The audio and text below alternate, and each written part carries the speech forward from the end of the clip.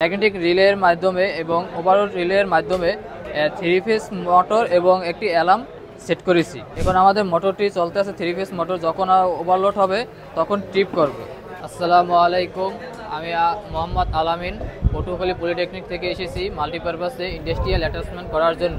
আজকে আমরা যে সার্কিটটি করেছি এটার নাম হলো ওভারলোড রিলের সাহায্যে 3 ফেজ মোটর কন্ট্রোলিং। প্রথমে আমরা সিঙ্গেল ফেজ দিয়ে আমরা এই ম্যাগনেটিক কন্ডাক্টরে লাইন দেব। এখান থেকে আমরা সিঙ্গেল ফেজের মাধ্যমে অফ পুশ বাটনে আসবে, অফ পুশ থেকে আমাদের ম্যাগনেটিক রিলে যাবে। এখান থেকে আমরা ম্যাগনেটিক রিলের মাধ্যমে এবং ওভারলোড রিলের মাধ্যমে 3 ফেজ মোটর এবং একটি অ্যালার্ম সেট করেছি।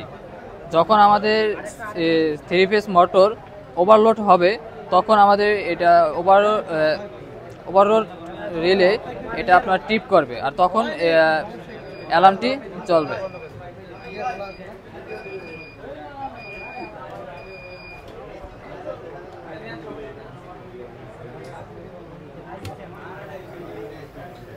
এখন আমাদের মোটরটি চলতে আছে 3 ফেজ মোটর, যখন ওভারলোড হবে তখন ট্রিপ করবে।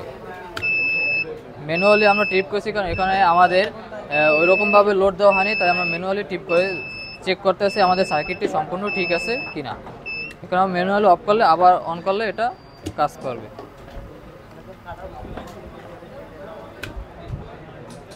আবার যখন আমরা অন করব তখন টিপ করার পরে আমরা যখন অন পুশে অন করব তখন আমাদের মোটরটি অন হবে না এবং রান করবে না।